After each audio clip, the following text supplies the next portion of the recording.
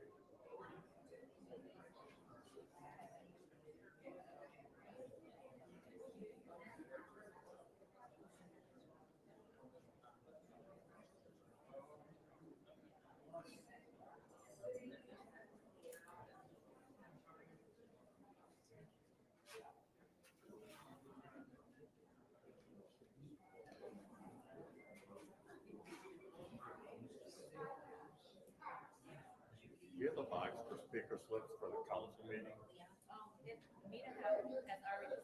No, the special affairs already started. What about the council meeting? Okay, all right, thank you.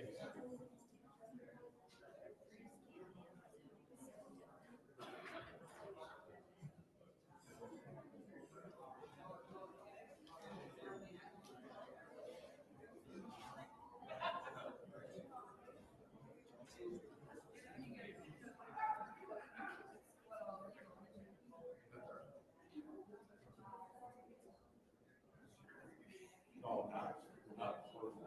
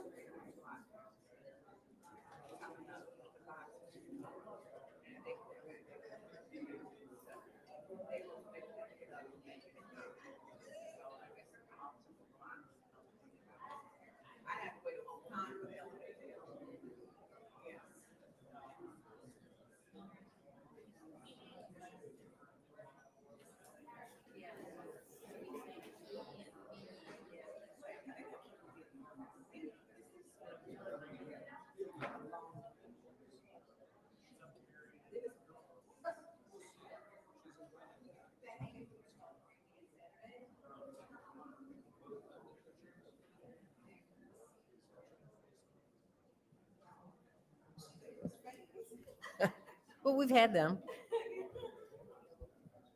Davina, whenever you're ready. Okay.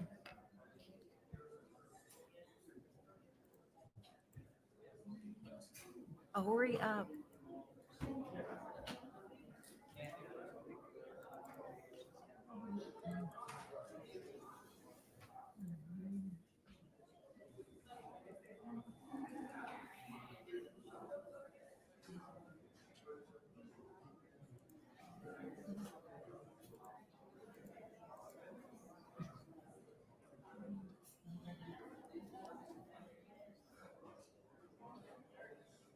Oh, okay.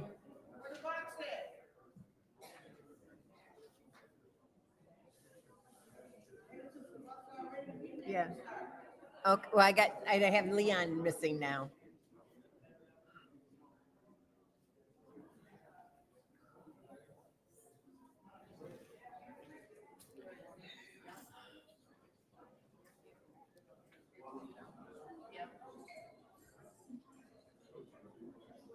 Okay. What do I say when I?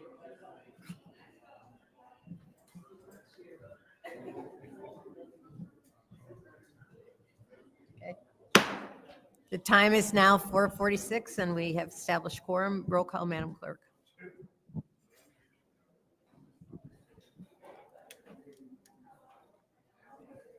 Mr. Alamin? Present. Dr. Lewis is not in. Ms. Priestley? Present. Ms. Winfrey Carter is not in. Ms. Burns? Present. Ms. Mashat is not in. Mr. Pfeiffer? Present. Mr. Jarrett? Present. You have 5 members present. We have 5 members present. Reading of the disorderly person city code subsection. Any person that persists in disrupting this meeting will be in violation of Flint City Code Section 3110, disorderly conduct, assault and battery, and disorderly persons, and will be subject to arrest for misdemeanor.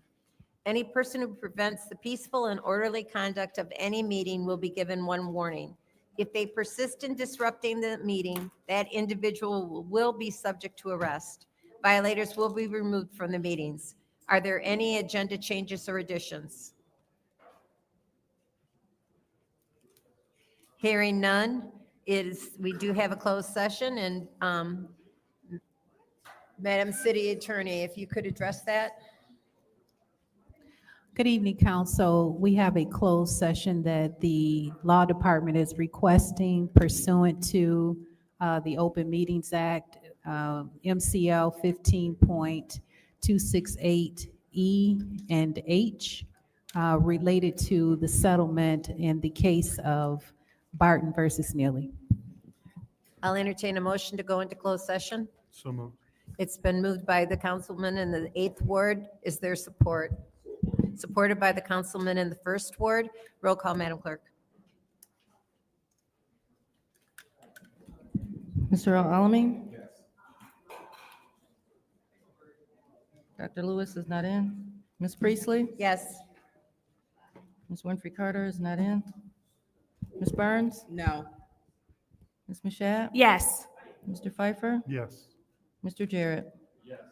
The vote is 5 yes, 1 no. The vote is 5 yes, 1 no. We are now in closed session. That checkbook ready. Is there a comment?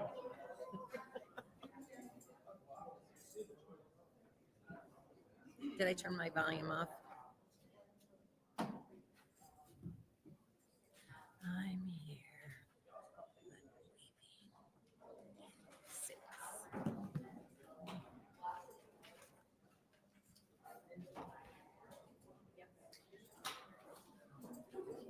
Work on my bookmarks.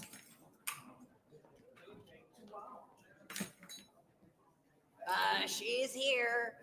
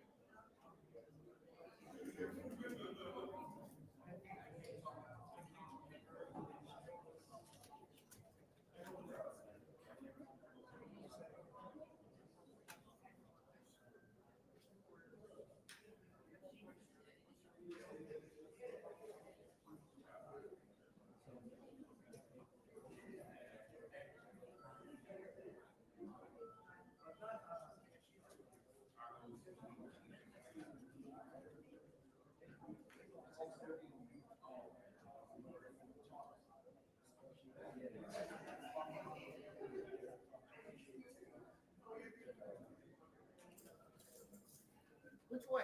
This way or this way? Okay. I'm sorry.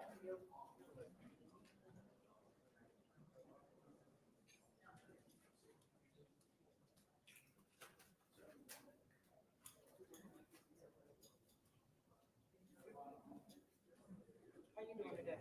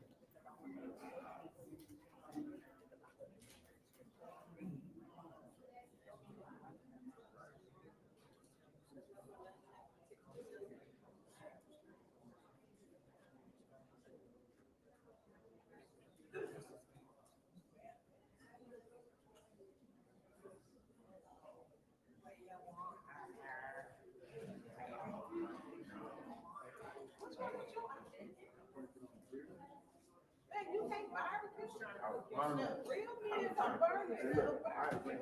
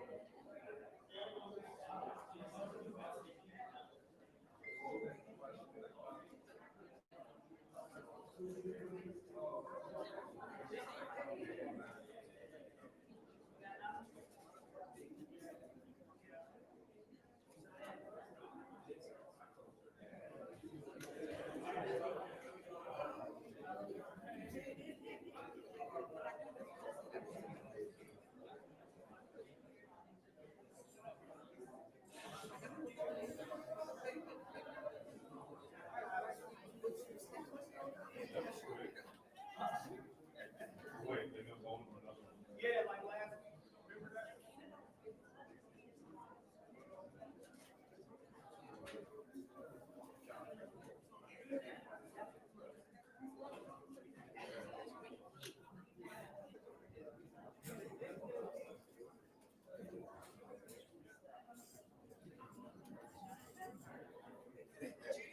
What shirt?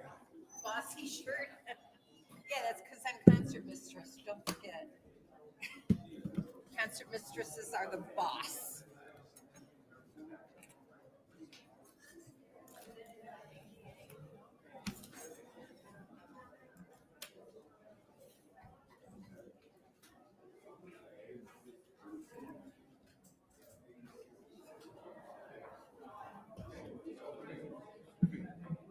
Trina.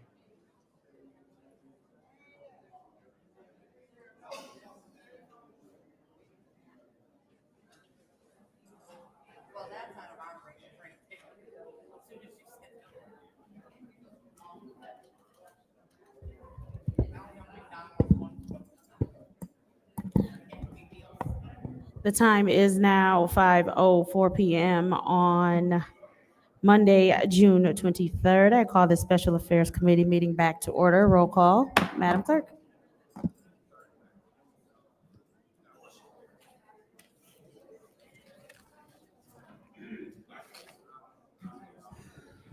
Mr. Alamin? Present. Dr. Lewis? Present. Ms. Priestley? Ms. Winfrey Carter is not in. Ms. Burns? Present. Ms. Mashat? Mr. Pfeiffer? Present. Mr. Jarrett? Present. You have seven members present. There are 7 members present. I want to remind everyone that the disorderly persons city code subsection is still in order. It is now time for public comment. Members of the public who wish to address the city council or its committees must register before the meeting begins. A box was placed at the entrance to the council chambers for collection of registrations. No additional speakers or slips were accepted after the meeting began. Members of the public shall have no more than 3 minutes per speaker during public comment, with only 1 speaking opportunity per speaker. First public speaker, Madam Clerk.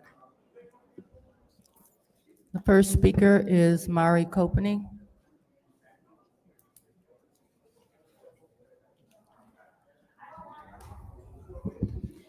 Next public speaker, Madam Clerk.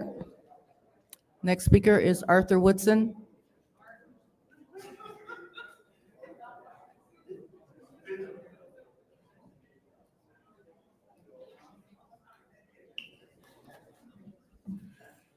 Good evening. Let me start by saying resolution for in-home plumbing needs to be passed because the people here in the city of Flint, in-home plumbing is still messed up. The objective of doing in-home plumbing that we fought for was the state broke it along with the city and the federal government. And no matter how much money they make, it shouldn't be an income-based thing where you have to qualify to get your in-home plumbing done. Saying that, I put the people of Flint before me, but I still got to tell y'all what happened. That Eagle grant is the grant that Innovative Solution, myself, Faith, and Michigan United came up with. Friday evening, Eric Oswald, who's the director of Eagle, told us that we had to have people buy in. So I started collecting signatures. Monday morning, I didn't have enough signatures. So I came down here and started getting signatures of people going into coming into City Hall to pay their water bill. Nearly got mad because Faith would not take innovative solutions out of the grant. If you look at the grant application, you will see that their grant application is the same as our grant application. A bunch of lies. Nearly wanted credit for bringing it in. We came up with this at our communication meeting on Thursday. Faith, myself, and Athena McKay was working on Can it. you please pause his time? There is some feedback in his mic, so it sounds like there's feedback in mine as well. And so it's kind of hard to hear him.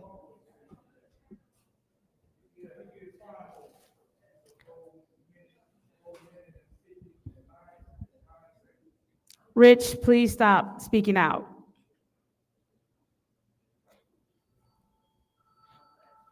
Can you talk real quick? What, you want me to rap? Here's a little something about. All righty. Can we put him at 1 minute? I'm not asking you all not to vote for the resolution because the people here in the city of Flint really deserve and really need. People in the city of Flint deserve and really need their in-home plumbing done, and they need a whole lot more. They need the Flint water crisis settlement money to come out also. That's another thing. Mayor Neely, since you're watching, you had the opportunity to tell them to give the people the money when you gave the $20 million for the city. Now, all of a sudden, you want to act like you're concerned about the citizens getting their money. It's election time. That's the only reason why you are saying something now. You have been in Governor Whitmer's pocket ever since he's been in office. Cynthia Neely, you could have spoke out and got money for the people here in the city of Flint for their in-home plumbing instead of trying to get $25 million for an organization that does not even exist. Thank you. Thank you. Next public speaker, Madam Clerk. And there's still some feedback in that mic that makes it, when they're talking, it's echoing, so it's hard for you to hear them.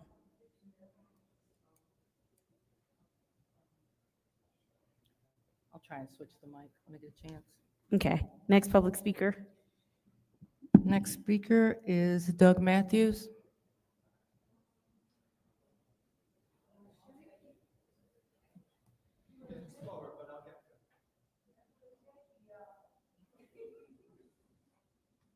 Hello, everyone. My name is Doug Matthews. I'm a veteran and good government advocate from the 7th Ward. I'm here tonight to talk about character because in the August 5th election, it matters more than ever. LaShawn Johnson didn't get ahead by cutting corners. She works hard, drives a bus, raises her children and grandchildren with love and pride. Point of order. Please pause the time. What's your point? You cannot campaign from the podium. He's not on the ballot. Please continue. He's still campaigning. He's not campaigning. He's not on the He ballot. is campaigning. The same way that others come up and speak to the I'm good not works of talking about everyone others. else. Okay, well, Point of order. your point of order is denied. Well, I'm saying another one. Okay, what's your point? I'm getting ready to pull it up. According to the Flint City Charter, it states,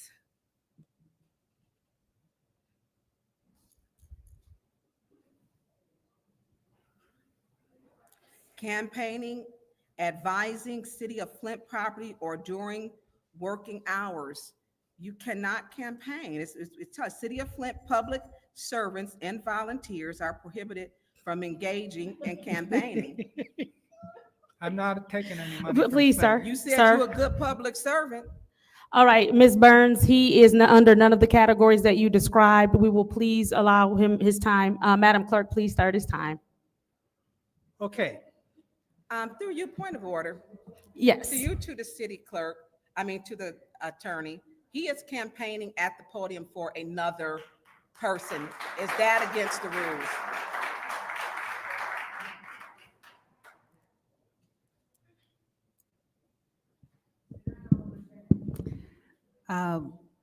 This is a conversation that the clerk and I will be having. There are different rules for, Please stop hollering out. We would like to hear the city attorney's opinion. Go ahead. there are different rules for candidates, and there are different rules for non-candidates. So at this point, we have to look at what the campaign finance laws say in reference to speaking on campaign issues from the podium. Thank you. And seeing as how he is not the candidate, and you just read what our charter said, he falls into none of those categories. Please start his time, Madam Clerk. Actually said campaign finance, that's not in our charter. So, raises her children and grandchildren with love and pride. She stayed active in her union, helps her neighbors, and earns the respect of her community by showing up and doing the work. When the city of Flint needed someone to serve as Third Ward ambassador, they chose LaShawn. Not because she's flashy, but because she listens, follows through, and builds trust. Now compare that to what the other side is offering. It is his turn to speak. He did not boo when anyone else was speaking. No one else booed when anyone else was speaking. He will be allowed his time respectfully. Go ahead, Mr. Matthews. The other side is offering big sleaze. All right, so there is someone over here that's booing, and if I cannot determine who, several people will catch a warning. So what we're going to do is be respectful of everyone here, allow people that are not in that area to not be blamed for your behavior that you have been asked to stop several times now. Continue. She took government food aid meant for struggling families and used it to prop her own business. And when the fraudulent cards didn't work, she actually called the state and complained. That's how she got caught. Got some damn nerve. She agreed to Point of repay order. $25,000. Point of order. Please pause the time. He's using vulgarity and swearing, and you throw everybody Oh out. my God. Yeah, I'm calling you to order, Mr. Matthews, for vulgarity. Continue, Mr. Matthews. I want the police to see this different. Please pause the time. Why are we saying it's different? You called him to order, did you not? Okay, then, please continue. Some folks admire that kind of hustle, agreeing to repay $25,000 and not paying a dime. Because this race isn't about who can shout the loudest. Some folks don't realize it's about who we can trust to make things work. Not long ago, Councilman Pfeiffer said that if Big Sleazy got on the council, he would burn the rules. Burn them, not fix them, not follow them, burn them.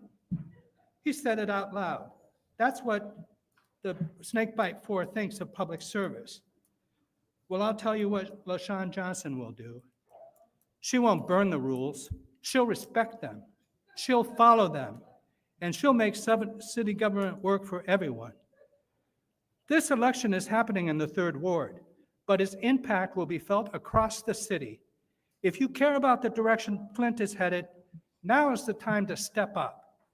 If you want to help, if you believe in what she stands for, reach out to LaShawn Johnson through her Facebook page. Let her know you support her campaign. Ask how you can pitch in, because this city needs more leaders like her. And right now, she needs us. Remember to write in LASHAWN. Thank you. Thank you. Next public speaker, Madam Clerk. The next speaker is Reverend Matthew Hogue Smith.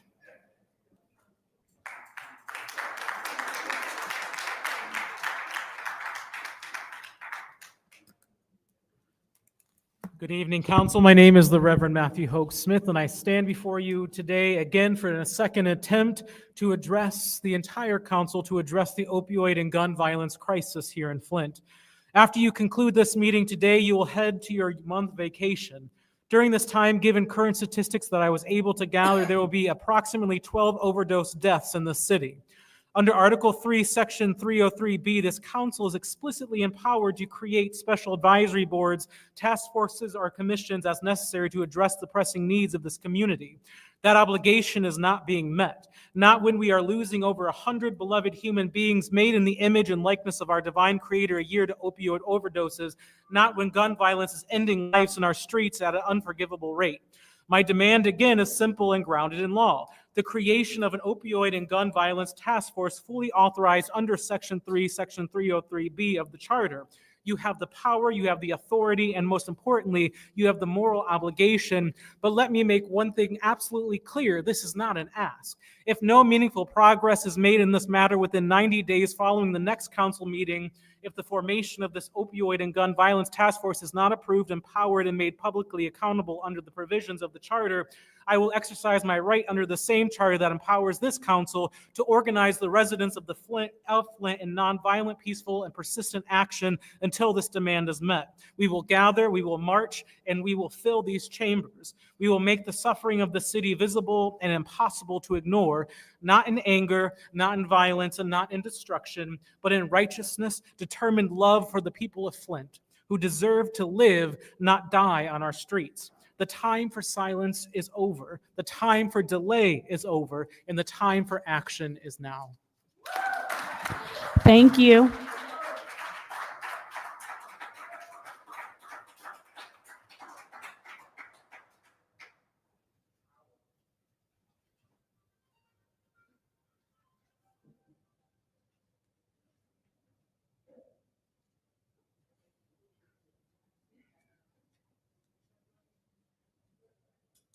That's not going to cause feedback, right, Madam Clerk, with them being on next to each other? Not yet.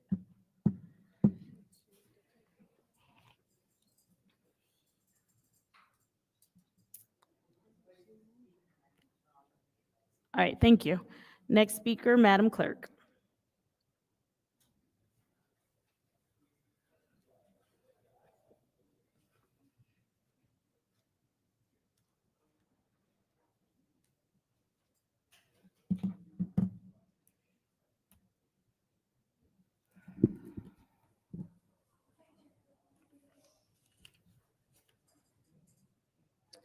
I have to skip that one. The next speaker is Amy Heckenroth.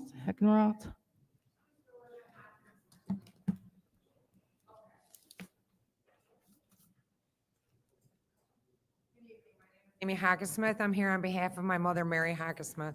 We seem to have some departments and aren't communicating very well between the fire department, the city of Flint, water department, the building and safety inspection. You sent a bill to her house stating that 1630 Wyoming Avenue had a fire on April 30th of 2022. It has not had a fire. I have been helping my mom in this situation. You know, that's what her children should do. I spoke to a Jasmine Green at the administrative department here for the fire department just down the street. I spoke to her 4 different times. She never returned my phone call after the second time I spoke to her. I called and called and called, and apparently she took a year vacation. Then she came back. They sent another notice. I said, wait a minute, I spoke to you.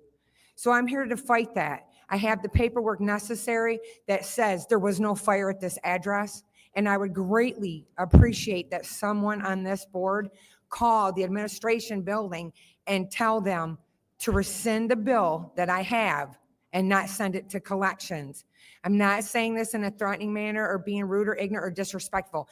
If it does not stop, it's classified as harassment. And when it becomes harassment, I'm going to have to take a different course. So I've done everything I'm supposed to do. I've contacted every department to the point I was at the city attorney's office because I'm following my chain of command. And I have a letter, which I only made 7 copies. I apologize. If you guys would like one of these, it states right here, record request 25-1024 has been closed. The closure reason supplied was, your request has been denied. The item does not exist. I've been to every department. So who can I get with after this to have this taken care of. Can you hand that paper to the city clerk, please? Do you just want just one? No, I mean, if we run out, we can get copies. Can you just hand her what you have? Yeah, yes, ma'am. I thank you, and I want to tell you guys, it's been 37 years since I've had to stand before the City of Flint Council. The last time I stood here was for the fight for the fire department on Western Road. And I appreciate that because they have done an awesome job. But on the other hand, to hear the disrespect, and I appreciate you addressing that, I have never in my life, and you wonder how our children act like the foolishness. I thank you for handling that. I do. Thank you so much. Mhm.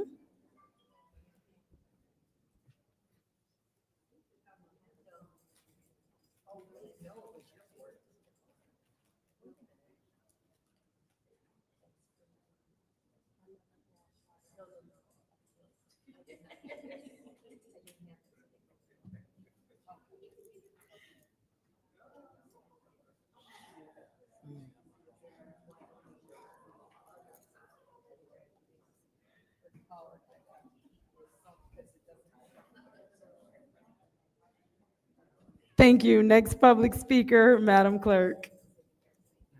The next speaker is Sandra Jobin.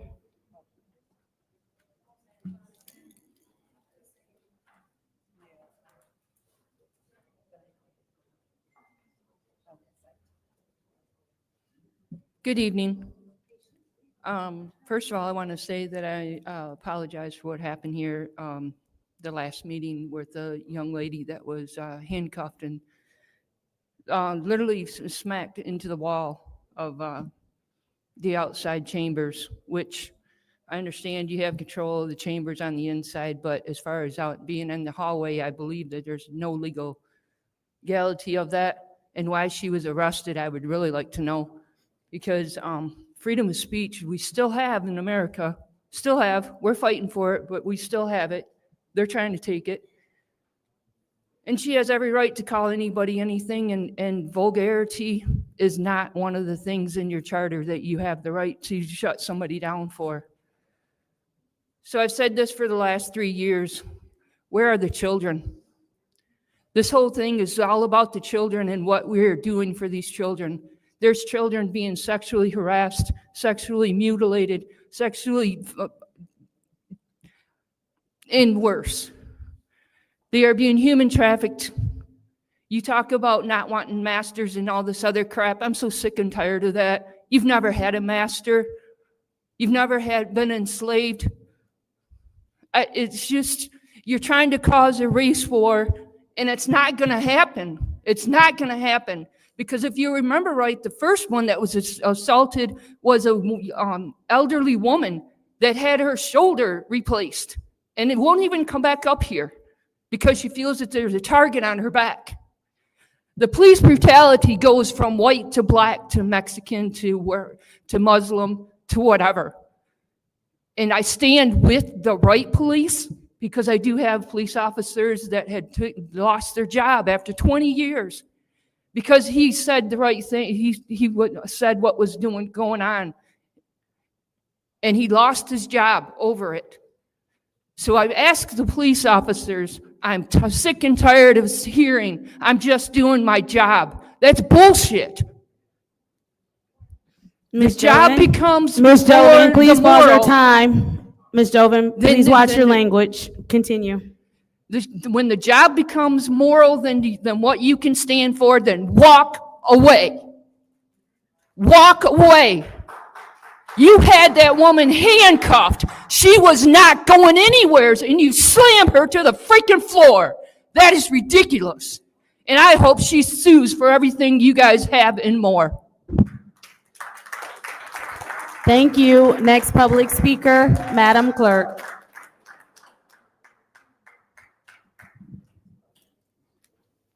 The next speaker is Ms. Taylor.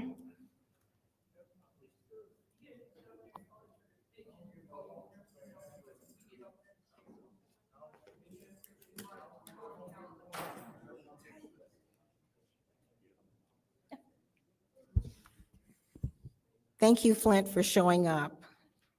After being slammed to the floor, being handcuffed, I feel that was something that happened to me as well. I'm wanting the police to understand that they have a moral values.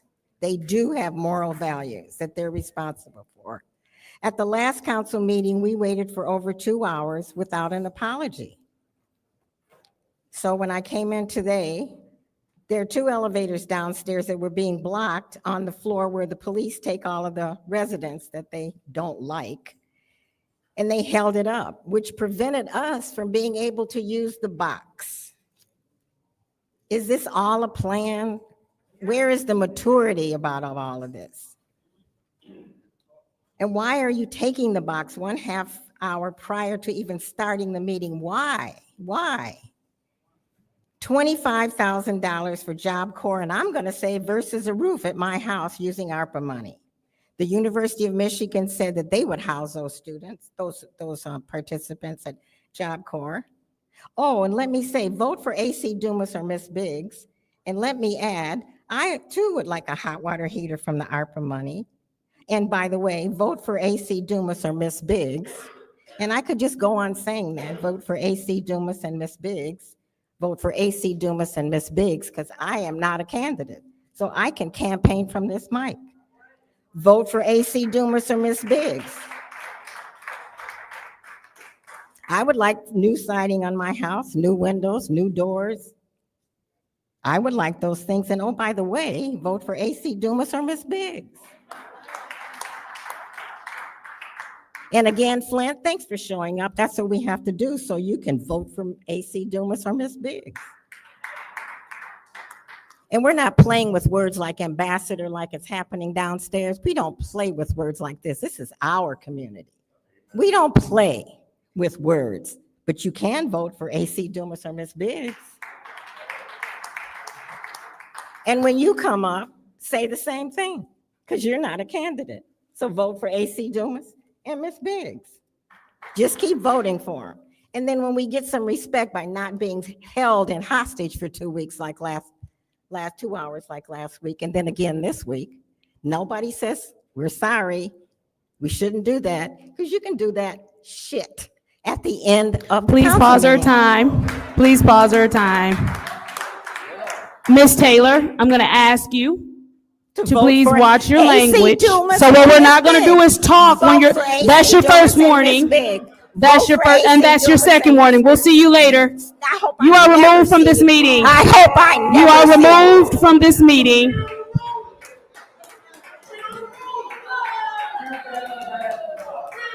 It's the rule. Rich Jones, that's your first warning. Don't handcuff her. Leave her alone. We know how you guys throw people against the wall.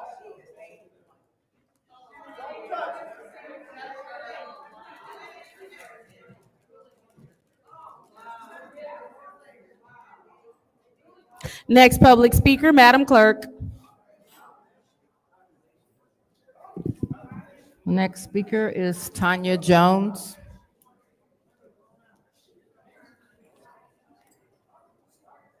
Tanya Jones.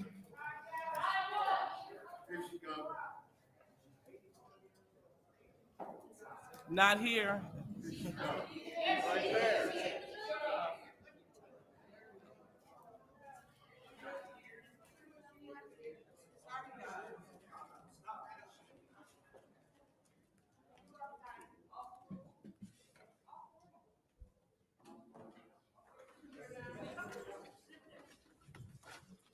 Good evening. I'm Tanya Jones. I'm advocating for my son that's addicted to meth. I'm not here by choice, but I'm here by a blessing because my son opened me up to what's going on in Flint, Michigan. First of all, my son was subpoenaed for being groomed by John Cole, which his court date is July 1st. And I'm gonna be there. This is who was working for Eric, for not Eric Mays, okay? Because I miss Eric Mays and he's on my mind, he's a blessing. But for y'all, Mayor Neely, this is who. I don't even know the man's name. Neely had working for him. Y'all want to push summer programs, make sure y'all look the backgrounds of what's going on and who's y'all hiring. He was right there for him. My son was subpoenaed. Now my son is on meth and been on meth for 6 years, which he had full-blown sickle cell. So my concern is it's about all the people, not one person, not Black Lives Matter, not moving. I done found so much was going on within this community. And I've been going through it. You know what I'm saying? But I'm not going nowhere. I've been told not to come here. I'm so grateful that Savage came and held the same sign up for me. And she got arrested. But you know what? It's in the Bible. Sometimes bad got to work out for the good. Something's gotta mess up to be good. This is just part of life. I didn't expect for my son to be on meth. I did everything I possibly could do for my son, move him away from here. And it's just so messed up that y'all do not care. Every time I'm talking, y'all looking down. My father is over Black Lives Matter, the chairperson.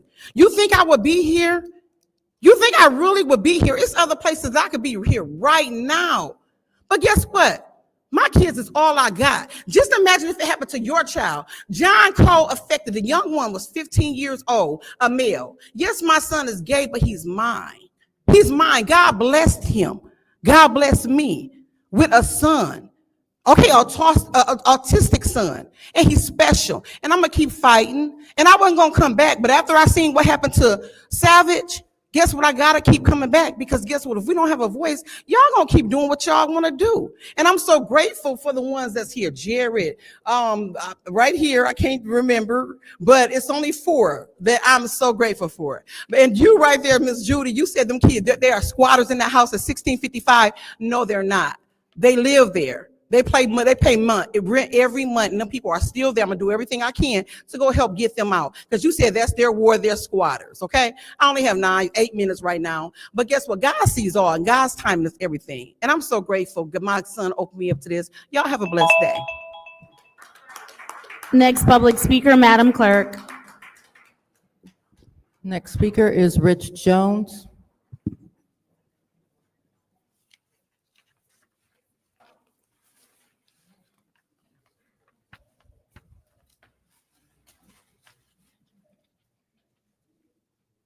How y'all doing today? The first thing I want to say is that a real friend tells a friend when they're wrong.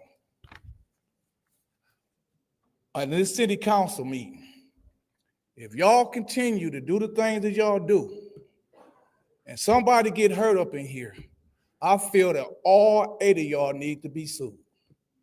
And what I mean by that is, when somebody is given a warning that they don't deserve, that should be appealed, and it should be 7 people saying they don't agree with the chair. When somebody that you're cool with come up here and deserve 2 warnings, before the police is called to escort them out, all 8 of y'all is supposed to ask that, especially the ones that get along with them, hey, cutie, you know we good, but you know you did wrong. You know you got to go. If y'all continue this behavior and somebody get hurt up in here, I agree with all of y'all need to pay your own legal fees. I'm going to talk about the incident when a gun got pulled out in this room. That woman sat right there. And if Tanya Burns heard it, Candace Mouchette heard it, Dennis Pfeiffer heard it, and Jonathan Jarrett heard it. All 4 of y'all should have gave that woman a warning. While they were sitting in that back corner getting rammed up, they should have not been allowed to sit back there and get rammed up, but they were. There should never have been a gun pulled out in this chamber. But you instigate, you challenge them. I'm going to tell you something about these residents. It's going to be residents come up here that speak that you like, and it's going to be residents that come up here and speak that you don't like, and all of you guys are going to get attacked if you keep behaving in this manner. Somebody is going to get hurt up in here, and the blood is on all 8 of y'all hands. Once again, all 8 of y'all should have the power to give somebody a warning, and all 8 of y'all should be willing to give somebody that deserve a warning, and all 7 of y'all deserve to stand up and tell the chair you are dead ass wrong. Thank you. Next public speaker, Madam Clerk. I do want to say before we continue, just so that everyone can hear, no more vulgarity will be allowed at the lectern. So figure out different words. Go ahead, Madam Clerk. The next speaker is Miss Anna.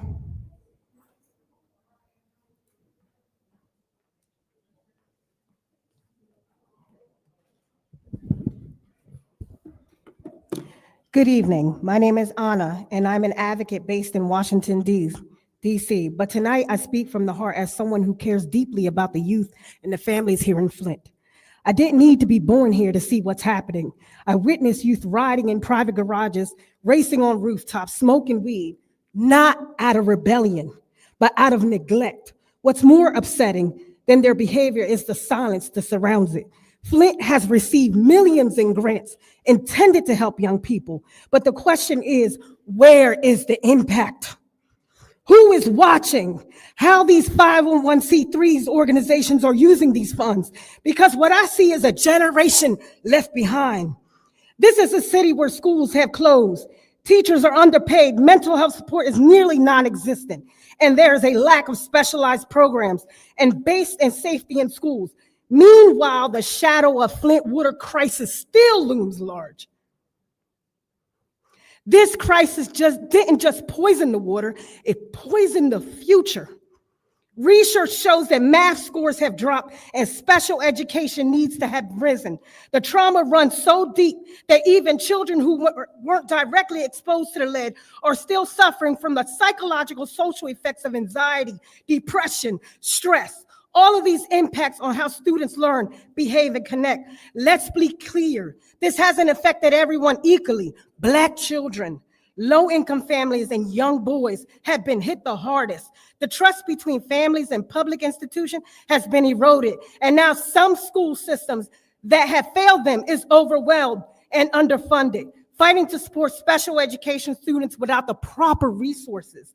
Yes, there's an effort in motion settlement funds, community programs, and a growing network and support. But this is not the time for slow fixes or surface level solutions.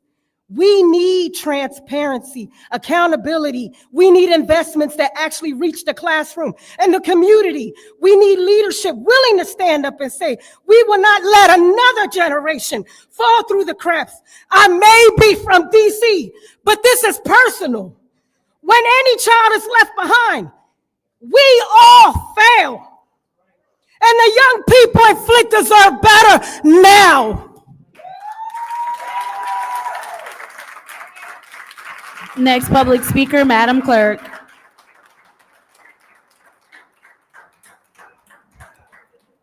The final speaker for this meeting is Beverly Biggs Levy.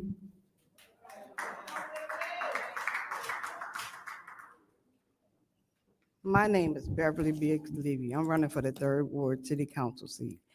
You know, it's a shame, Candace. You put an 80-some-year-old woman out of this chamber because she was calling Biggs or Dumas. Biggs or Dumas. But you let Shaky over here talk about us like a dog, and you never said, you stopped the clock for him. He has the right to talk. He has no more right than that 80-year-old lady. But you know what? You can't look up because you know what? He's white and she's black. So what color is you? Let's make sense out of this. There's no sense in what you guys are doing, and you think it's right, and you know it's wrong. You put an 80-year-old plus woman because she said Biggs or Dumas. She said one cuss word. If I'm not mistaken, the other night, I heard somebody put on air where Liddell called Dennis a fucker. It down in the basement. I wish I had that tape. Ma'am, I literally said to everybody, no more cursing at the lectern. Literally just said that need to before you tell- got up You there. need to tell your second ward lady that. I just said before you got up You there need to that tell your second ward your lady time is that. done. I don't have a problem with that. Have a blessed day, because you're gonna be wrong too. Seeing as how that was the last public speaker, it is now time for council response. Members of the council who may respond once to all.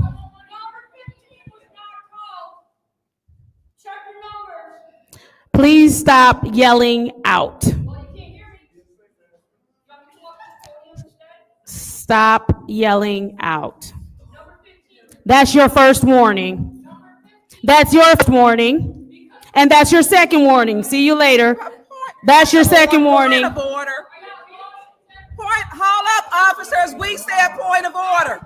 You What's your have to point? wait Go till we ahead. read- Point of order. Point of order. I literally just asked her what her point I was. appeal the ruling of That's the your chair. first warning. You will not yell at the chair. That's your first warning. I appeal the ruling of the chair. I know you want to get in trouble too, Miss Me Too, but you don't have to. That's your first warning. That's your second warning. You are removed. You are removed.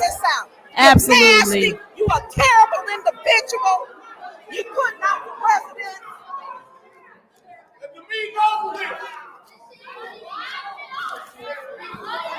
Now you figure it out with your smart ass.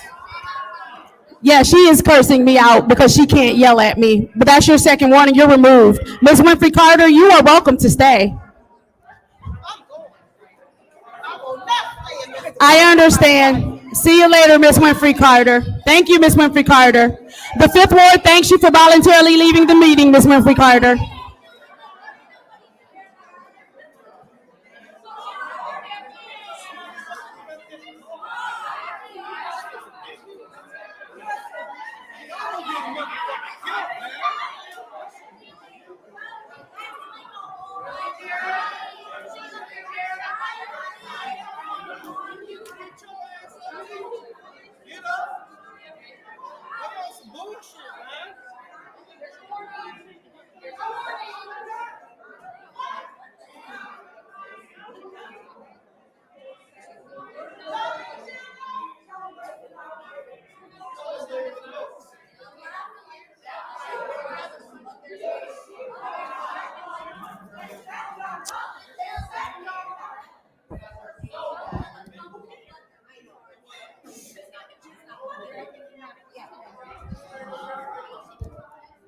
It is now time for a council response. Council members may respond once to all public speakers, only after all public speakers have spoken. An individual council member's response shall be limited to 2 minutes. Is there anyone who wishes to speak during council response?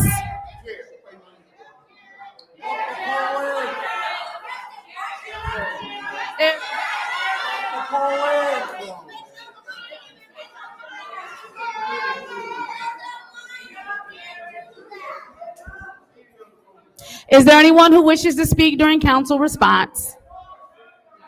Councilwoman in the second ward, you have the floor. Thank you so much, Madam Chair.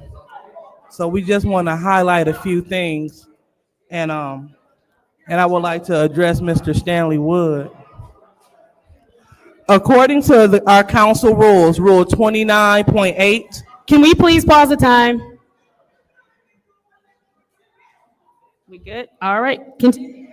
Thank you. And thank you so much for everyone that decided to stay so we can handle the business of the city. Because at the end of the day, we all have a job to do. The Ninth Ward thanks you, the 7th, the 4th, the 2nd, and also the 1st. We must be mindful of our council rules, which states, because I don't ever want anybody to get it mixed up what happens here.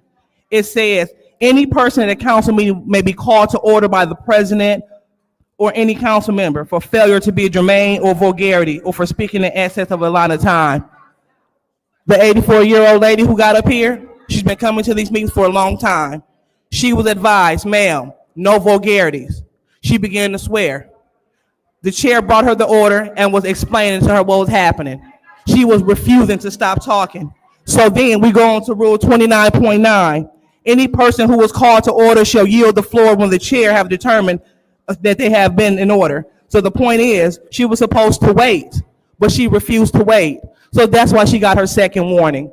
No one wants to throw residents out. We just want residents to be beholden to council rules in addition to our disorderly city person subsection, which is very clear.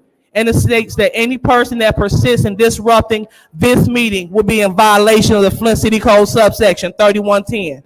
And any person who prevents the peaceful and orderly conduct of any meeting will be given one warning.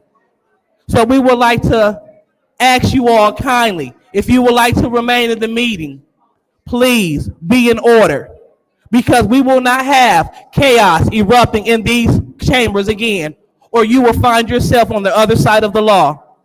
Thank you. Thank you. Is there anyone else who wishes to speak during council response? Is there anyone else who wishes to speak during council response?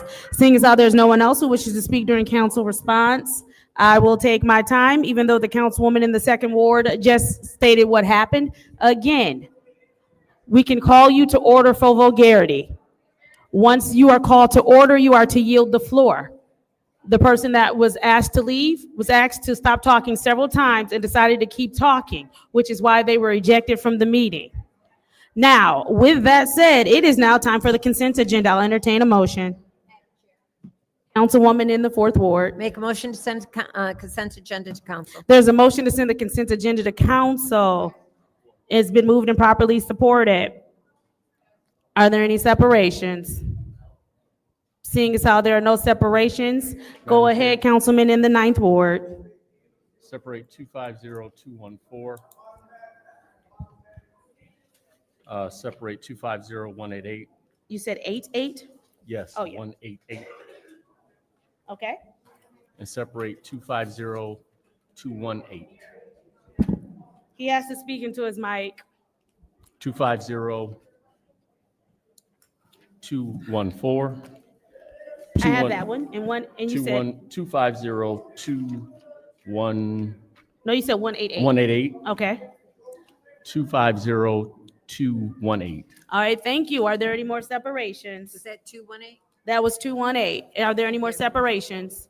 Seeing as how there are no more separations, the consent agenda will include Resolution 240189-T, which is to approve the lease portion for McKinley Center Tennessee Conservation District Organization, 250182, which is the grant acceptance continuing professional education, State of Michigan Commission Law Enforcement Standards, Resolution 250216-T, charitable gaming license, the Action Foundation.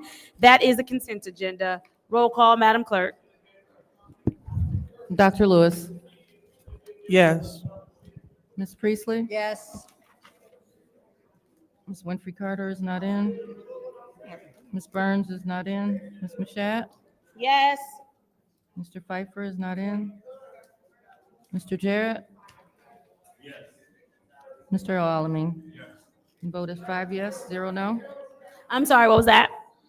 5 yes, 0 no. 5 yes, 0 no. The consent agenda passes. Moving on to Resolution 250214. What is the pleasure of the body? Madam Chair, Councilwoman in the fourth ward. move to council. There is a motion on the floor to move this to council. Is there support? Moved and properly supported by the councilman in the first ward. Is there anyone who would like the floor in the first round of discussion? Madam Chair, Councilman in the ninth ward, you have the floor. through you to whomever may be able to speak to this resolution. I'm sorry, I can't hear you. I don't know who from the administration is here to speak to this resolution.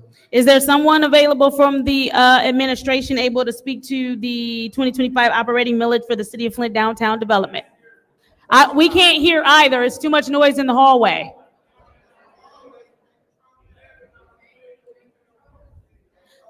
So,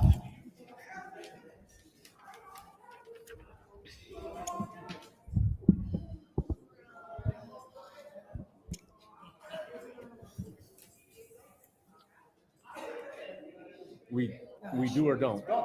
They said they can't hear us.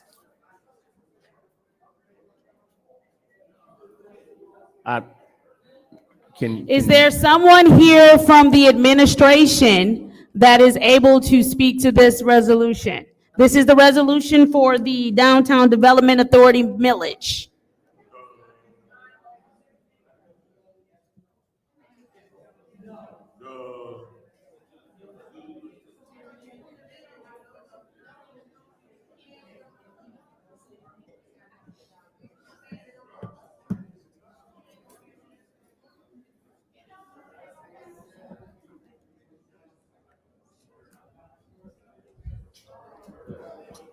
I'm not really the one to speak to this.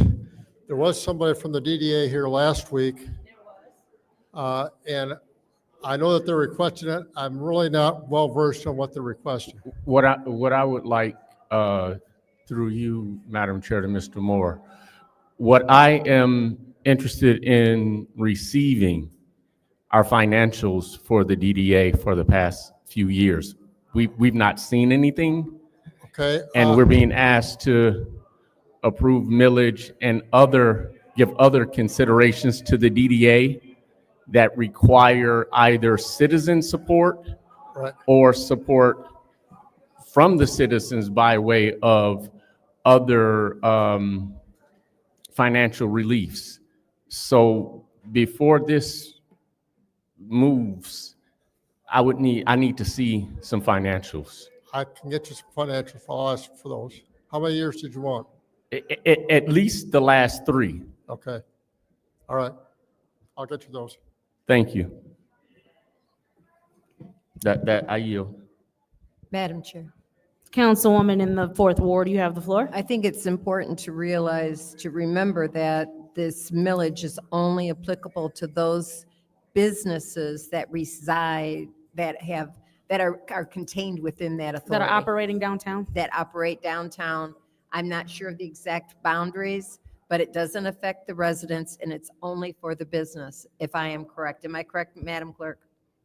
Or Madam, through you to the attorney. I'm sorry, what was your question, Councilwoman? This millage is only levied against businesses within the authority, the DDA, correct? Within the downtown area, yes. And no residents are affected by this, it's just the businesses, correct? I would have to defer to the DDA and what they stated from the podium last Wednesday. Yeah. So, and this is a millage that has been going on for 50 years. So, and if we do not pass it tonight, they do not get that millage for next year. Thank you. Thank you. Is there anyone else who wishes to speak in the first round of discussion? Madam Chair, Councilman in the 1st Ward, you have the floor. through you to the attorney, did you say you have to get that information in regards to who this would affect? The second question that Councilperson Priestley asked, I cannot answer. What my qualified statement is that those properties that are part of the downtown district are what is being assessed. It's been assessed. Okay, but do we have any documentation or information that kind of assures that residents won't be impacted by it? Are you aware of anything like that? No, I am not aware. The attorney for the Downtown Development Authority was here last Wednesday. I believe those questions may have been asked, but I will defer to the chair who presided over that meeting last week. All right, thank you. I yield. Thank you. Is there anyone else in the first round of discussion? Anybody else in the first round of discussion? Anybody in the second round of discussion? Madam Chair. Councilman in the 9th Ward. Through you to the clerk. Clerk Donahue, this resolution we saw last Wednesday for the first time, is that correct? The DDA resolution, it was introduced when you first had your budget items, and it failed, but it is a part of the budget adoption process, so it And was it brought failed, back. it failed when? I'd have to look that up, but I think it failed the first agenda that it was on, but I'd have to look that up. Okay. So we've already said no as a body to this.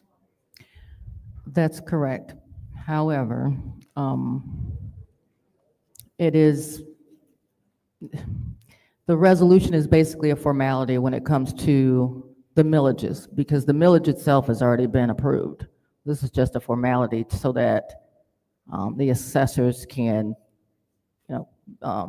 bill for the millage that's already been approved. So it really has to, it really needs to be voted on. It was approved as part of what?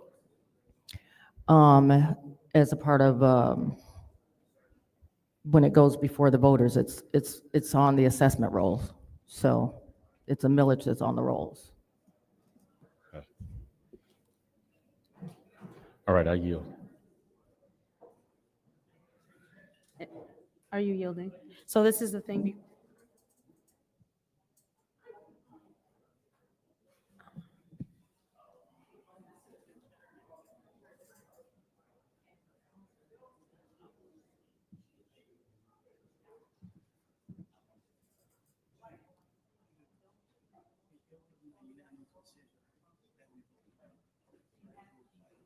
No, it was 4 and 4. Or 3 and 4.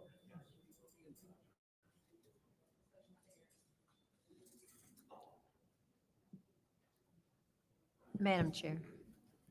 Councilwoman Priestley. So I'm looking at the Michigan Economic Development Corporation, and this is actually a TIF, a tax increment finance organization, increment financing plan. And and it is generally does not go against the residents, just the businesses within the taxing district. Thank you, Madam Chair. I believe he heard that. I don't know that that changes anything for him. Is there a motion you would like to make? Madam Chair, I'd like to make a substitute motion to leave this in special affairs. There's a motion on the floor to leave this item in special affairs. Is there support? It's been moved by the councilman in the 9th ward, supported by the councilman in the 1st ward. Roll call, Madam Clerk.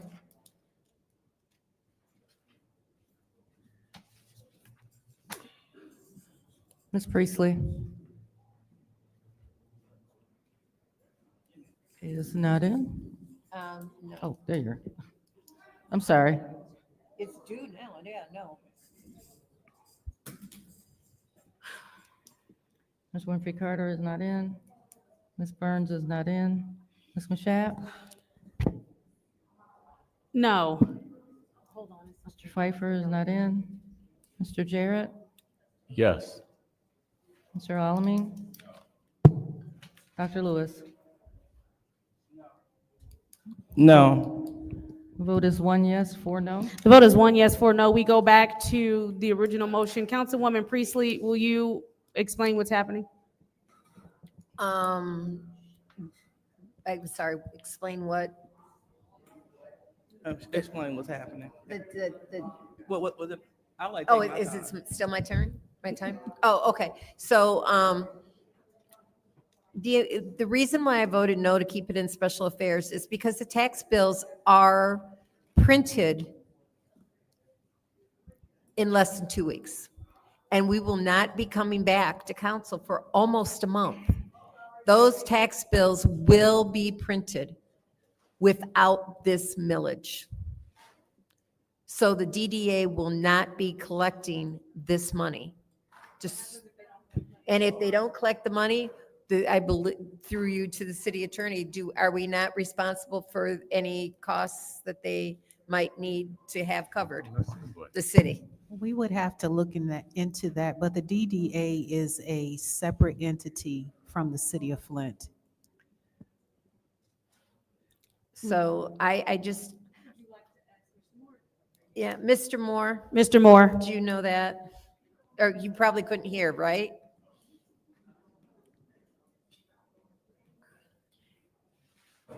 Wave if you can hear me. If we are not collecting the DDA millage, what is the date that we have to have it on our tax bills? Oh, we normally send out tax bills about July 1st. Okay, so if Yeah. this is not passed today, the DDA millage will not be on that tax bill, That's correct? correct. And what happens if the DDA is unable to meet its obligations because we did not pass this tax? Well, last year, or might have been the year before, the city of Flint actually contributed to the DDA to make up some lost revenue that they experienced. So last year, we covered some Yeah. of their bills ourselves. So if we don't, so any money that isn't collected through this millage, the city will be covering. Well, I won't say that, but we Well- could, you should expect a request from the DDA. For the money? Yeah. Okay. Thank you. I appreciate that. All I right. yield. Madam Chair. Go ahead. Oh, Thank you, not a problem. So you can't, anything you would like to add? Okay, moral support. I said moral support. All right. Mr. Phil, is there anything else that you would like to add to this? One thing which I don't know whether it's legal or not is it might be possible to add to the winter tax roll, but I don't know if that's possible. We'd have to take legal review of that. Okay. Thank you so much, Mr. Moore. All right, so we heard Mr. Moore, and we heard the finance chair, and it is clear that this is not the first time that this has come before this body. It is also clear that we will be on the hook, regardless if the DDA is a separate entity. It has been brought to our attention on several occasions that if we do not do what's necessary, then we're going to be on the hook for their expenses. That's what I'm hearing. That's what I'm hearing. Yes. Okay, all right, so just wanted to make sure that's abundantly clear. All right, so we're going to be on the hook to pay for it anyway. This is a millage that has been going for the last 50 years. And then I heard my colleagues say that this body voted it down, but that wasn't the vote. The vote was, I believe it was 3-4. So I just want to make sure that we're putting out factual information because it is true. This is the last meeting until July. And if this has to be done in 2 weeks, then we're holding up time. And so that's the reason why I did not support keeping it in special affairs, because it's going to be here for a whole month and we need to move on this tonight. So I don't know if my colleagues need any more information, but we definitely need to move on this tonight because at the end of the day, right when we think that we are saving the city some money, it looks like we're going to end up costing us some money by paying for the DDA's bills. And we don't need to do that when we can just enact the millage that's been in effect for the last 50 years, Madam Priestley. All right, so this isn't any new legislation. This is just a renewal of a millage that's been taking care of our Downtown Development Authority. So I would like to please ask my colleagues, if you have questions or concerns, let's get another round and get it out now, but we must vote on this. Thank you. Thank you. Anybody else in the second round of discussion? Madam Chair, Councilman in the first ward. through you to Mr. Moore, how long would it take you to get copies of those financials to the body? The Excuse me? financials that was asked by Councilman in the 9th Ward earlier? I'm sorry, I didn't hear your question. How soon could you get us copies of the financials? While I was sitting back there, I sent a text to the DDA requesting them, so I'm hoping very soon. That's all I wanted to ask. This has been on this agenda a few times, and we definitely don't want to be having to pay out more money with a lot of other things that's going on. So I definitely would be in support of this, but I would like to also see those financials when you get opportunity to present them to us. Thank you. Thank you.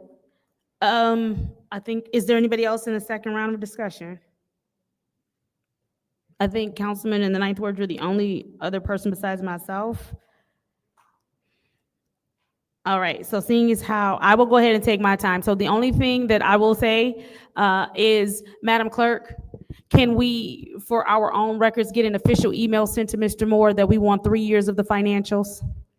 Mr. Moore, can we make sure today is Monday? So if we don't have them by Wednesday, I'm gonna come knock on your door.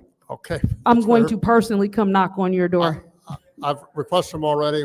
I imagine I'll get them tomorrow. Okay. All right, and Madam Clerk, can you please make sure you send that email request? And it's the last 3 years of the financials for the DDA.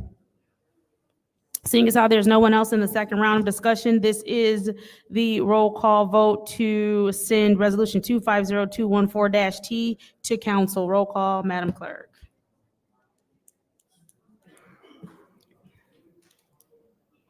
Ms. Winfrey Carter is absent. Ms. Burns is absent. Ms. Mashat? Yes. Mr. Pfeiffer is absent. Mr. Jarrett? Yes. Mr. Alamin? Yes. Dr. Lewis? Yes. Ms. Priestley? Yes. The vote is 5 yes, 0 no. The vote is 5 yes, 0 no. That resolution moves to council.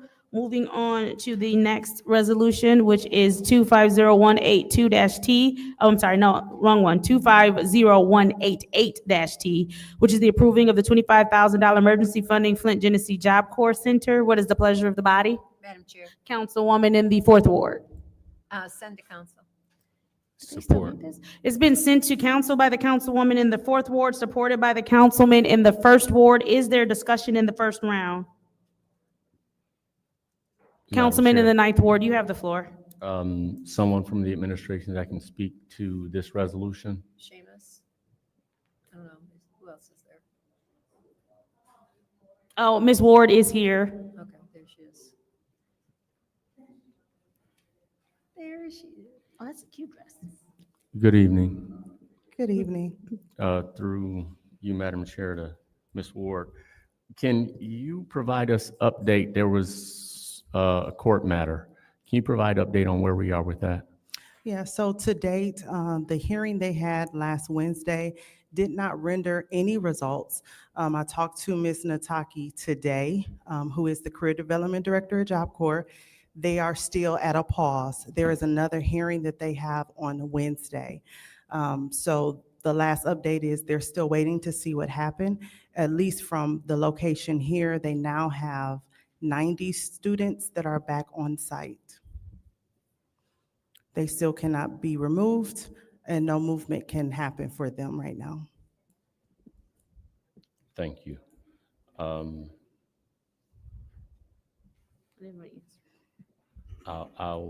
yield now. Anybody else who would like the floor in the first round of discussion? Madam Chair, Councilwoman in the fourth ward. so instead of the minimum amount, we now have 90 back? Correct. So when we first came to council, there were 15 left on campus because all of the other students had to leave. After they received essentially the stay-in-place order, students were then welcomed back. So now they're at 90. So we're at a question where what happens, because we're adjourning until the end of July, Correct. and court is Wednesday, and who knows what's going to happen then. Correct. So my thought is this $25,000 will only be used if we need to take care of those 15 students or 16, however many students there were. Make it a point to put that word in there. So,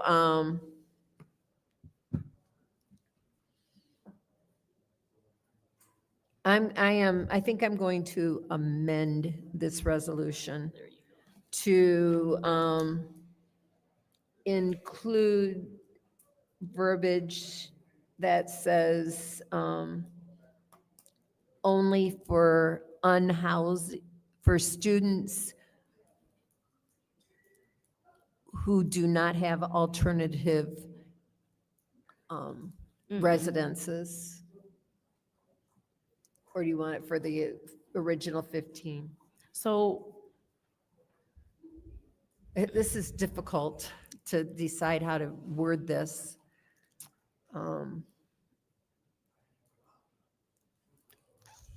through you to the city attorney. I know we're making you busy today.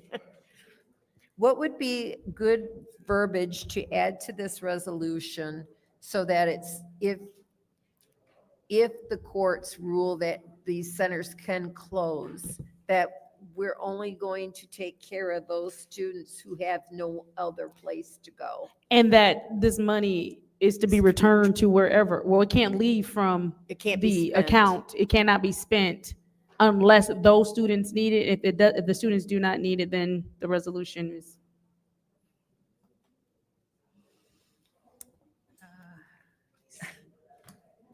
Let me look at the resolution. Okay, I make a motion to postpone this to the end of the agenda. There's a motion on the floor to postpone this item until the end of the agenda. In your time. Is there support? It's like one item left. Is there support? It's been moved and properly supported by the councilman in the first ward. Roll call, Madam Clerk. Because we have one more item. Yeah. We do.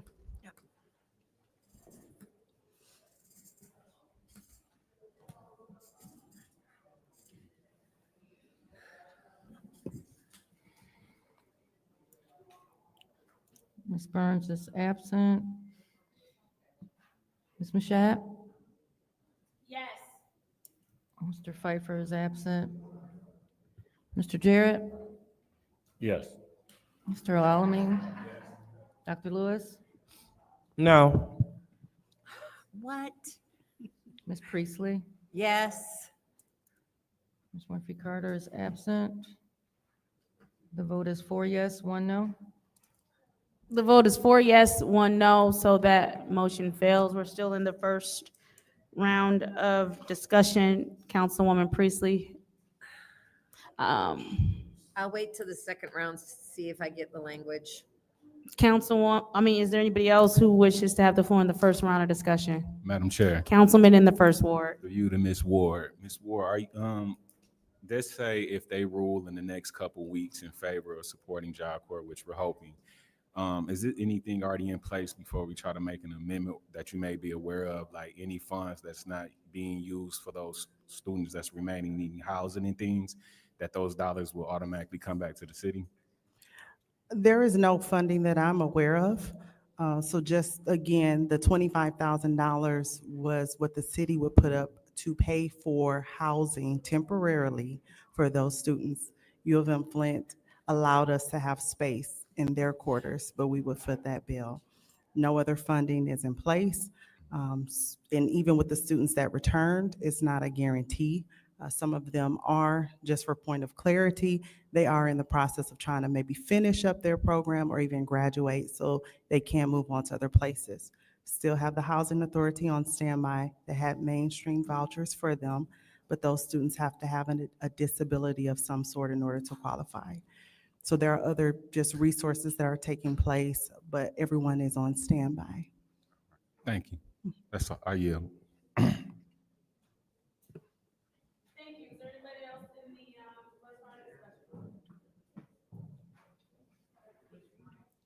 Madam Chair. All right, thank you so much. All righty, so I definitely understand the sentiments of my colleagues hearing that they were told to come home. Some of the residents, they were told to, no, let me not call it home. They were, no, it is their home. Let me call it home. So they were told that they could come back home. And so the numbers grew, 80 more kids came back home. So they can have quality of life, food, and everything. And so we are just anxiously awaiting because it looks like those 80 people, they're going to return back to where they're going, and we still may be on the hook for the other 15. All right, and so I'm not really sure. I support the language stating that they have to be homeless outside of some people that just don't want to go back to their mom's house. So I'm definitely in favor of that. So anything else that we need to know about this? Yeah, I mean, so obviously the students that came back because when they exit the facility, they really didn't have a place to go, but they left. Job Corps was given messaging to invite students to come back, but staff feel insecure about that because they don't know what's going to happen. Again, this was in place to provide temporary housing. Even the numbers I gave last time I was at council, I estimated $3,700, which would cover 4 apartments, 4 students per apartment. That was for 30 days. The request was for $25,000. So, if you did the math, it would still be sufficient enough to cover an adequate number of students while we still work to give them permanent housing or job placement or whatever it is they need. Also, for your clarity, Gear Up to Lead, who was the fiduciary that we reached out to, they were on standby as well, but they hosted a resource fair at the library on June the 13th. So Job Corps was able to bring their students in groups so that they can try to connect with some resources. But again, there is nothing that they can really do because they're also waiting. Thank you, and thank you so much for making that plain. I'm totally in favor because we have enough organizations in the city of Flint that can take care of these students. I'm talking about in terms of getting them connected.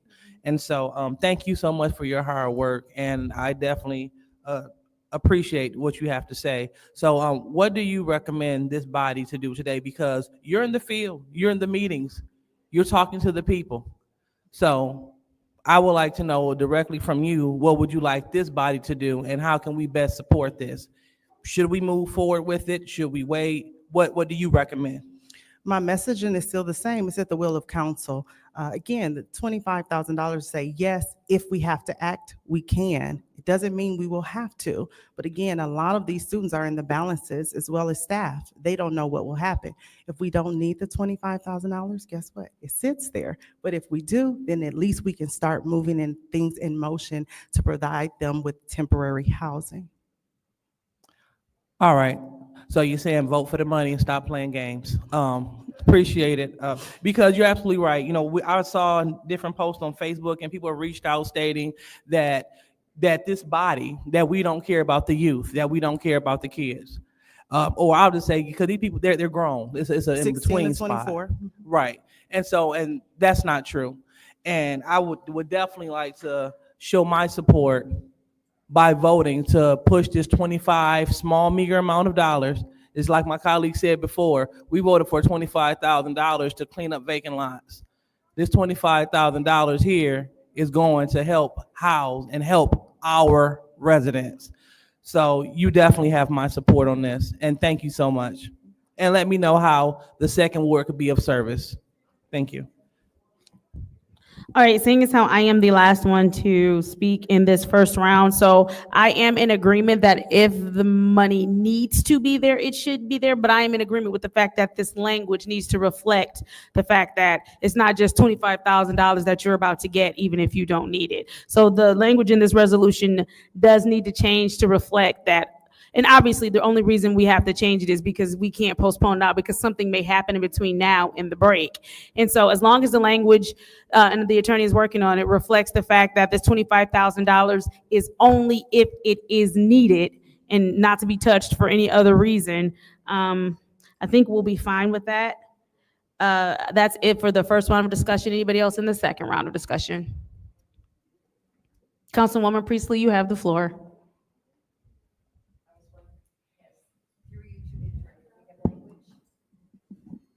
Yes. Could you read that for me?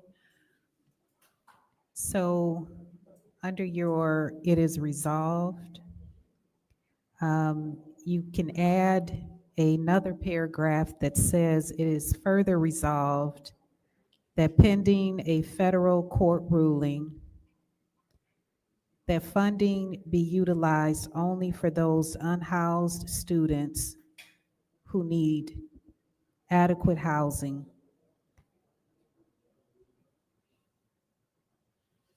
Okay, I'll make that motion.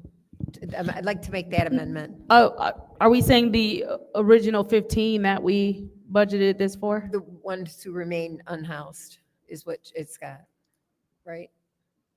Yeah. For the unhoused students. Yeah. But are we saying the It 15? should be just the 15. It's just the 15, correct? Okay.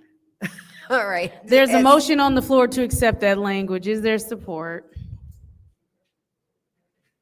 supported by the councilwoman in the second ward. This is the roll call vote to change resolution 250188-T to 250188.1, adding the language that was provided by the city attorney. Roll call, Madam Clerk.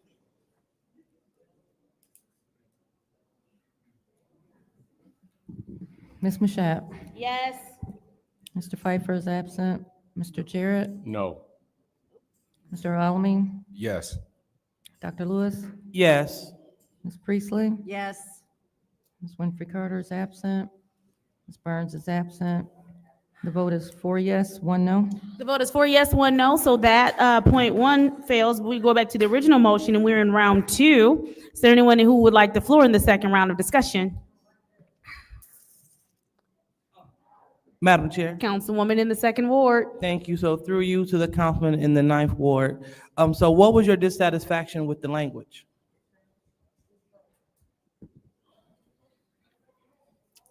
At this point, there are a lot of variables that are not solved for. And I believe if it came to it, this could be one of those things done like some other things are being done without the approval of council. So, you know, it's under 75,000. If they want to make it work, but I'm not approving this tonight. Okay, so I'm through you, Madam Chair, to the councilman in 9th ward. So what are the variables that you're talking about? At this point, you can call for the vote. Okay, well, at this point, the councilman in the 9th ward would not like to disclose exactly why he's voting the way he's voting. And this is what we're talking about. It's not about us doing things in a cookie cutter fashion, but it's about us taking care of our young people here in the city. And who's yelling out? This is ridiculous. Now we're trying to teach the younger generation how to act, but we want to come here and clown. This is ridiculous. Going back to the councilman in the 9th ward, I'm asking the councilman in the 9th ward, he said he's not going to vote for it tonight.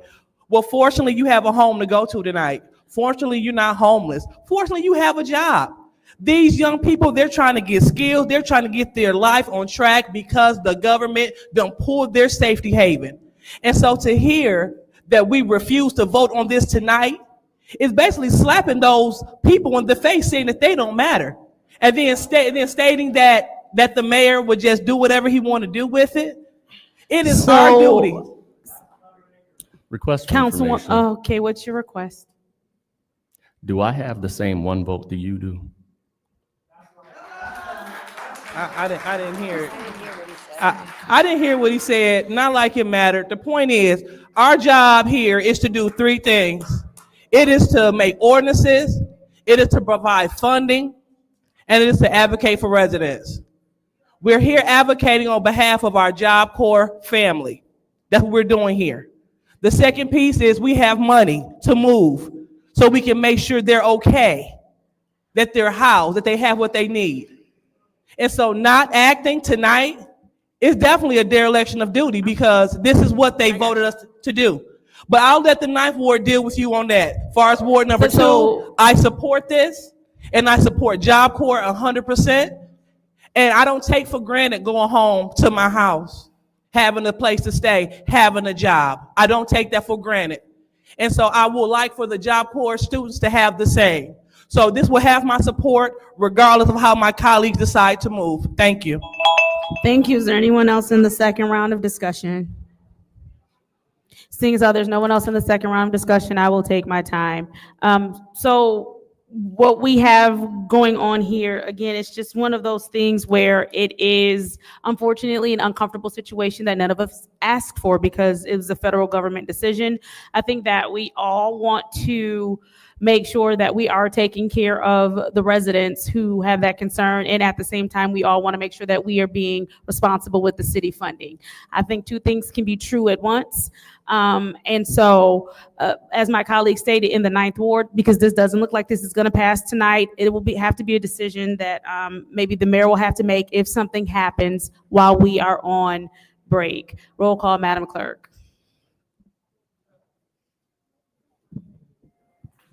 Mr. Jarrett, No. Mr. Alamin, Dr. Lewis, Yes, I support Job Corps. Ms. Priestley, Yes. Ms. Mashat. Yes. The vote is 4 yes, 1 no. The vote is 4 yes, 1 no. Resolution 250188-T approving $25,000 emergency funding for Flint Genesee Job Corps Center has failed. Moving on to Resolution 250218-T, which is the prevailing wage standards for city-funded construction projects. What is the pleasure of the body? Madam Chair. Go ahead. Ninth Ward? Go ahead. I make the motion, we leave this in special affairs. There's been a motion on the floor to leave this in special affairs. Is there support? Support. So we won't be able to hear because you left it in committee? Oh, It's been moved and Well- properly supported by the councilwoman in the Fourth Ward. no. Roll call, Madam Clerk. Mr. Alamin. Dr. Lewis, No. Ms. Priestley, Yes. Ms. Mashat, What are we doing? No. Mr. Jarrett. Yes. The vote is 3 yes, 2 no. The vote is, I'm sorry, what was that? 3 yes, 2 no. The vote is 3 yes, 2 no. So that motion fails. Is there another motion? Madam Chair. Councilwoman in the Fourth Ward. Move to council. There's a motion on the floor to move to council. Is there support? Moved and properly supported by the councilman in the First Ward. Is there discussion? Councilwoman in the Second Ward, you have the floor. Oh, just request for information, Madam Chair. What's your request? So who separated this? The councilman in the Ninth Ward. All right, well, we'll definitely let him have the floor so he can take the lead on this. He did, and his motion failed. That's it? Yes, so now Okay. we're on to a motion that we can discuss. Would you like to call someone up? Who can speak to this resolution? I believe Mr. Benton. Yes. Yes.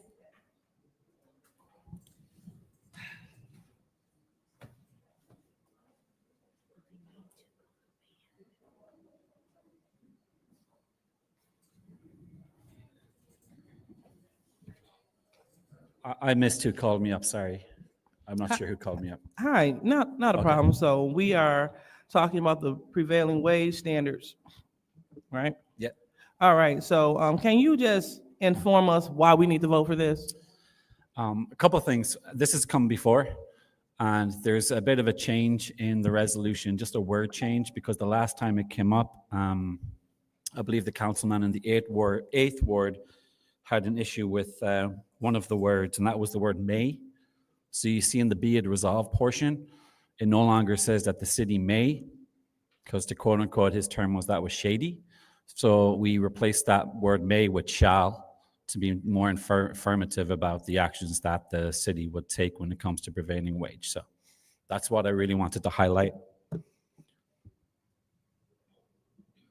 All right, thank you for that. And so why is it important that we pass this resolution? Because it looked like that our colleague didn't want to vote for it. So why is it important? Is it mandatory? Well, I'll say, is it important that we pass it tonight? I mean, we are just looking for fair wages for workers when it comes to construction workers. We're looking for fair wages for our residents. We believe by offering prevailing wage, it leads to more disposable income, which means it will impact the economy better. Where people have disposable income, they use that towards goods and services. So that's what we're advocating for with this. All right, so we're advocating for fair wages for local residents. So when they receive jobs, then they will be paid an equitable wage. That's what I'm hearing. Correct, yes. And it's not something new. It's what others are doing. The county has prevailing wage. The other cities have prevailing wage. And we just want to make sure that the workers that work in the city of Flint have a fair wage, equitable wage. Okay, so making sure I'm hearing what you're saying. You're saying that other municipal workers, other areas, they have enacted the fair wage. And so we're a little behind the 8 ball. And so this will help us with our policies and our standards here in the city of Flint to ensure that we all can come to the table with a fair wage. So other places have done this, and we're bringing this to Flint so we can catch up. Yeah, and it aligns us with state and federal standards. So Michigan Public Act 10 of 2023 requires prevailing wage for state construction projects, and the federal Davis-Bacon Act mandates them for federal public works. So we're trying to bring Flint back up into established standards, correct? Okay. So we're basically setting a standard, so we have a prevailing wage, so our workers here in our city that we are commissioned to take care of in the city of Flint, that they will have a fair wage for a fair day's work. That's what I'm hearing. Yeah. All right, so it definitely sounds like a no-brainer to me. And is this something that that I'll say that our union brothers and sisters that they support? Again, I haven't spoken directly to our unions myself, Okay. but yeah, I mean, this is again for workers. We just want to make sure that residents, workers in the city of Flint have fair wages. That's what this is for. Thank you so much, Mr. Seamus. I appreciate it. And I would love them to have a fair wage too, because again, we need taxes. We need property. We need bill money. So, I mean, we need for everyone to receive all of their money so they can pay all of their bills, so we can have a functioning municipality. We must catch up in Flint. At the end of the day, we got to stop being so antiquated in our methods, in our thinking. We got to scale up, level up. And so if other towns are doing this to ensure that their residents have a fair wage, we'd be remiss not to get on board. This isn't hurting anyone. This is only helping workers. And it makes no sense for us to go against this. It's hurting no one. Only person that is hurting is poverty. And it is our goal to stamp out poverty, but we can't do it without smart legislation and resolutions. And so this would be a great idea. And I encourage, if any of my colleagues have any concerns, let's reach out right now, but we should be passing this so we can get it going on council so we can move on. Thank you so much, Mr. Seamus. Thank you, Madam Chair. Is there anyone else? Madam Chair, Councilman in the first ward, you have the floor. through you to the speaker, does this tie into Section 3 guidelines with this fair wages and so forth? I really can't hear you. I'm sorry. Does this tie into like the Section 3 guidelines in which a certain percentage of individuals locally have to be hired for these type of construction? I'm not sure. I'm not versed on Section 3 guidelines. I'm sorry. What would be? I would like to just add one thing, if that's okay. I forgot to say. This did exist in the city of Flint before, and it was emergency manager was the one that got rid of it. So it's not like, again, we are trying to get up to normal standards, but it's something that was here before the city of Flint.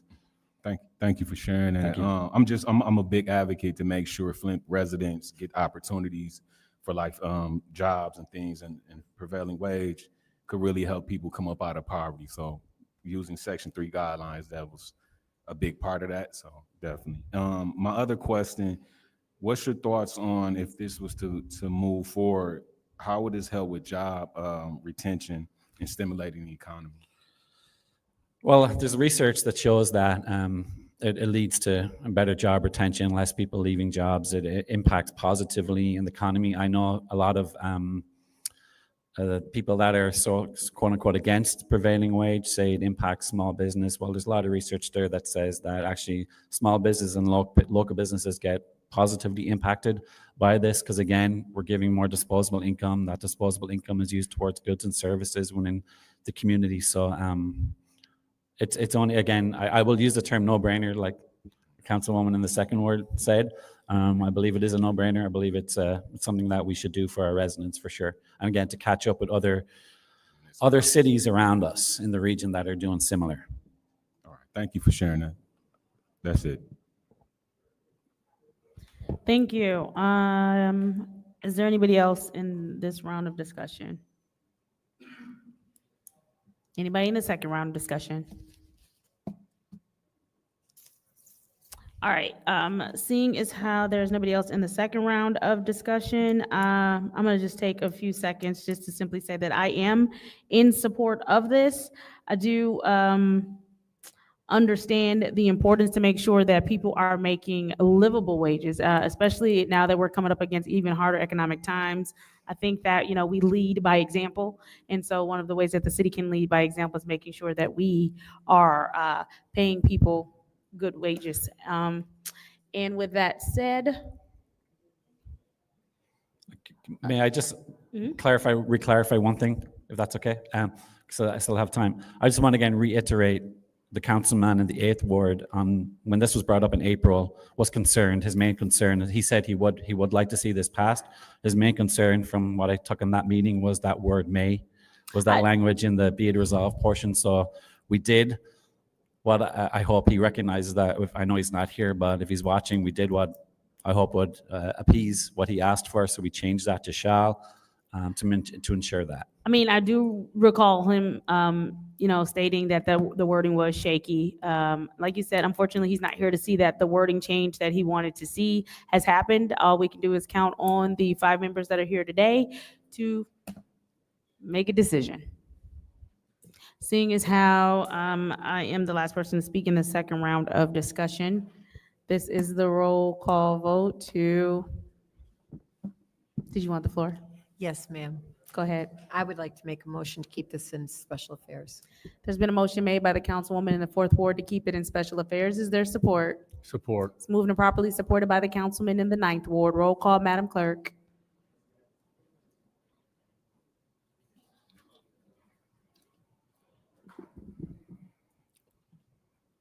Dr. Lewis, Yes. Ms. Priestley, Yes.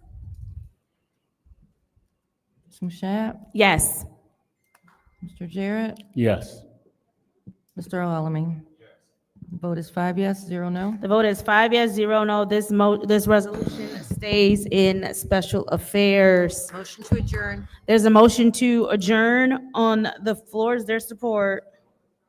So moved and properly supported by the council, moved by the councilwoman in the 4th ward, properly supported by the councilman in the 1st ward. Roll call, Madam Clerk.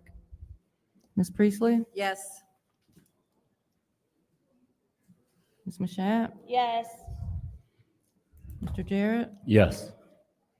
Mr. Alamin. Dr. Lewis. Yes. The vote is 5 yes, 0 no.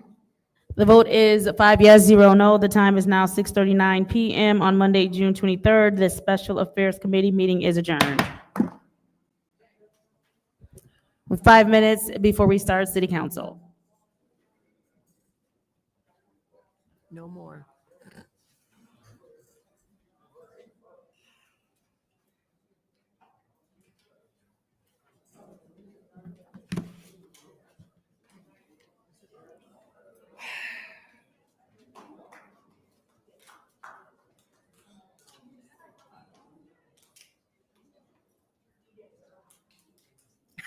Phil, you could go around.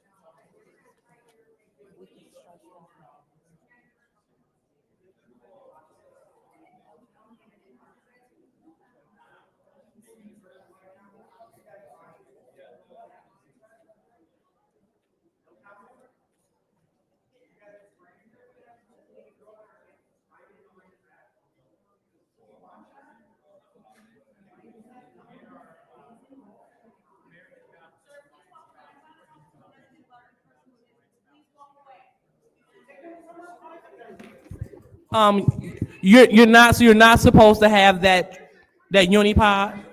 Again, you're not supposed to have the unipod. All tripods, unipods go back there in the camera area, just so you know, okay? All right. Always creating problems. Lie, Dad. Shut your damn mouth.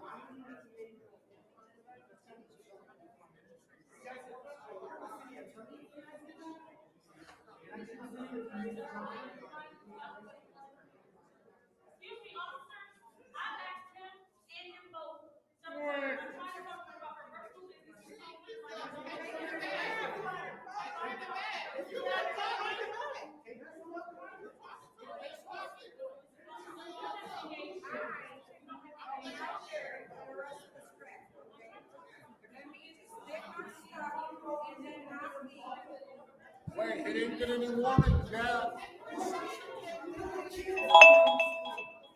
All right. I ain't my dad. I always start the shit. All right. There's disorderly conduct right there. She's the poster child.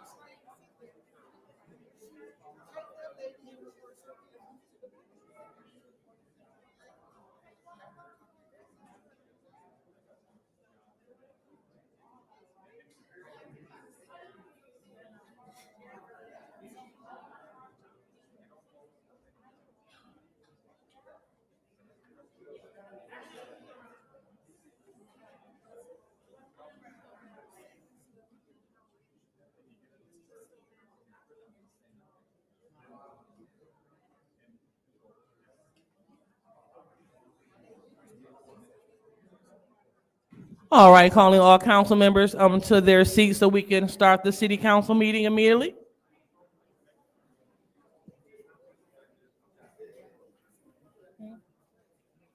I do not.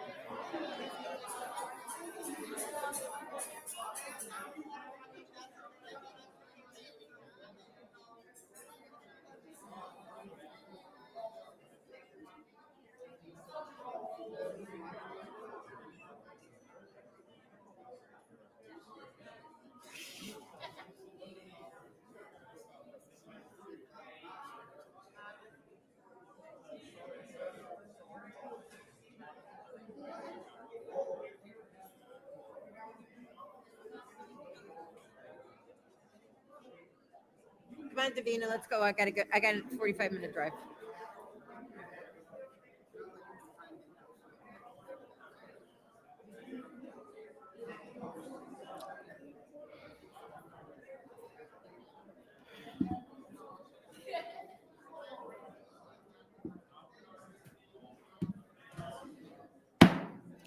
It is 6:49 PM, and I am calling this city council meeting to order for the purpose of electing a city council president in accordance with section 3-201 of the Flint City Charter. Before that, I will take the roll call.